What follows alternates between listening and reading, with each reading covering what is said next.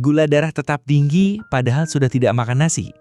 Bisa jadi masalahnya bukan di nasinya, tapi di makanan lain yang sering dianggap remeh. Seperti camilan pagi atau sore yang tampaknya ringan, tapi diam-diam berdampak besar. Banyak orang merasa sudah berusaha jaga makan, tapi hasil cek gula darah tetap membuat kecewa.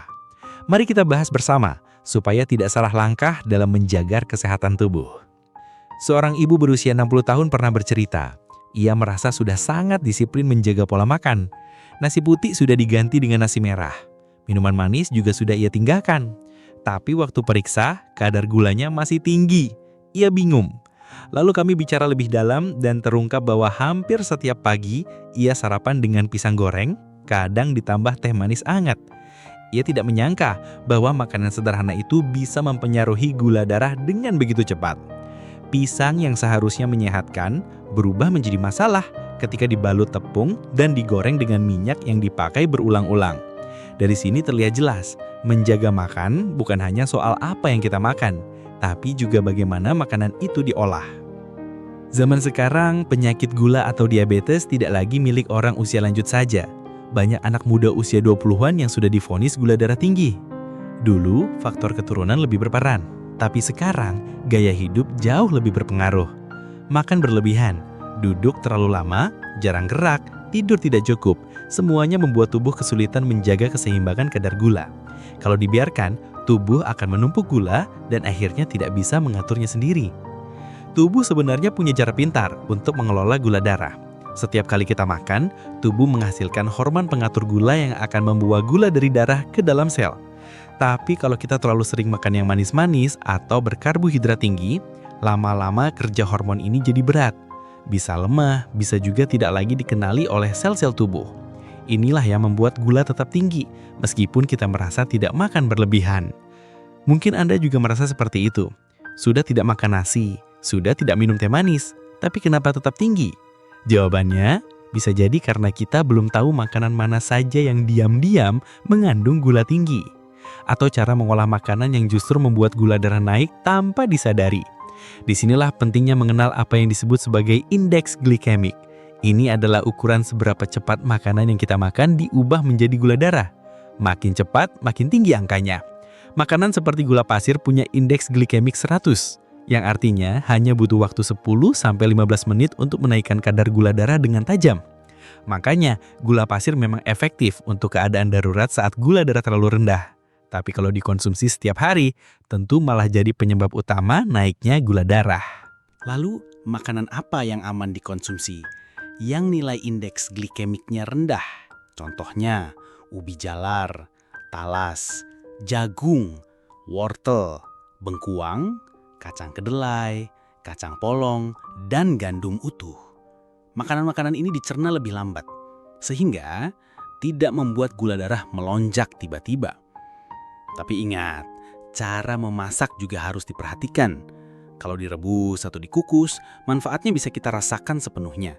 Tapi kalau digoreng, apalagi dengan tepung dan minyak bekas, hasilnya bisa berbeda jauh.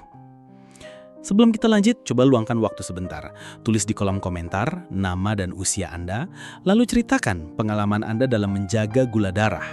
Apakah Anda punya makanan andalan yang aman dikonsumsi? Atau justru baru tahu bahwa makanan kesukaan selama ini ternyata beresiko? Pengalaman Anda mungkin bisa membantu orang lain yang sedang menghadapi hal yang sama. Kembali ke pola makan. Banyak orang berpikir bahwa supaya gula darah stabil, kita harus menahan lapar sepanjang hari. Padahal, justru yang terbaik adalah makan sedikit tapi sering. 3 kali makan utama, ditambah 2-3 kali camilan sehat. Tujuannya, agar tubuh tidak kelaparan dan tetap mendapat energi secara bertahap. Kalau kita kelaparan, biasanya pilihan makanan jadi tidak terkontrol. Pikiran langsung mengarah ke yang gurih, berminyak, atau manis-manis.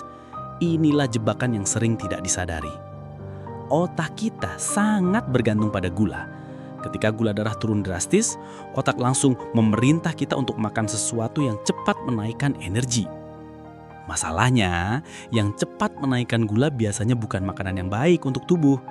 Maka dari itu, lebih baik menjaga agar kadar gula darah tetap stabil sepanjang hari, bukan naik turun seperti roller coaster.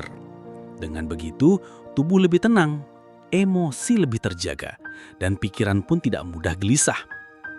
Banyak yang khawatir, apakah berarti harus berhenti makan makanan enak? Tidak, Anda dapat bisa makan dengan nikmat, asalkan tahu cara menyesuaikannya. Nasi putih bisa diganti dengan nasi merah atau nasi jagung. Teh manis bisa diganti dengan air jahe hangat tanpa gula. Bahkan coklat pun masih boleh, asal yang dipilih adalah coklat hitam asli, tanpa tambahan gula berlebihan. Rasanya memang tidak semanis biasanya, tapi justru itulah yang membuatnya lebih sehat. Perlu juga kita ubah kebiasaan memasak. Kalau biasanya semua digoreng, cobalah mulai memperbanyak rebusan, kukusan, atau panggangan. Selain lebih sehat, makanan yang dimasak seperti ini juga lebih ringan di perut. Banyak orang mengira gorengan hanya masalah kolesterol, padahal untuk penderita gula darah pun efeknya bisa sangat besar. Apalagi jika minyak yang dipakai sudah digunakan berkali-kali, zat yang terbentuk di dalamnya bisa mengganggu kerja tubuh. Dan ini yang tak kalah penting, tidak semua makanan yang terasa manis itu harus dihindari. Buah-buahan misalnya, tetap boleh dikonsumsi. Justru sebagian besar buah memiliki indeks glikemik rendah. Pepaya, apel, jambu, belimbing, dan semangka bisa dikonsumsi secara teratur. Tapi sebaiknya dimakan langsung, bukan di jus. Karena saat buah di jus, seratnya hilang dan gula di dalamnya lebih cepat diserap oleh tubuh. Maka lebih baik makan buah utuh, perlahan, dan nikmati rasanya.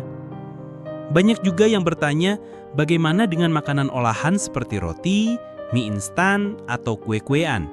Jawabannya, bisa saja sesekali. Tapi jangan dijadikan makanan pokok. Makanan seperti ini biasanya sudah melewati banyak proses yang membuat indeks glikemiknya tinggi. Sekali-kali boleh, tapi jangan setiap hari. Kalau sedang ingin, ambil secukupnya, jangan langsung satu porsi besar. Tidak ada makanan yang benar-benar dilarang. Yang ada adalah makanan yang sebaiknya dikurangi. Bahkan durian sekalipun, yang terkenal manis dan legit, tetap bisa dikonsumsi asal tidak berlebihan. Misalnya, sepotong kecil seminggu sekali. Yang penting adalah pengaturan. Karena tubuh kita tidak langsung rusak karena satu makanan, tapi karena kebiasaan yang diulang setiap hari. Kalau Anda merasa informasi ini bermanfaat, silahkan klik tombol like dan subscribe. Dukungan Anda sangat berarti agar video ini bisa menjangkau lebih banyak orang yang sedang berjuang mengatur gula darahnya. Kami akan terus berbagi tips-tips ringan tapi penting untuk kesehatan sehari-hari. Mengatur gula darah bukan soal menjadi sempurna dalam makan, tapi soal mengenal tubuh sendiri dan membentuk kebiasaan baru yang lebih ramah bagi kesehatan. Kalau pola ini sudah terbentuk, hidup akan terasa lebih ringan, lebih tenang, dan lebih menyenangkan.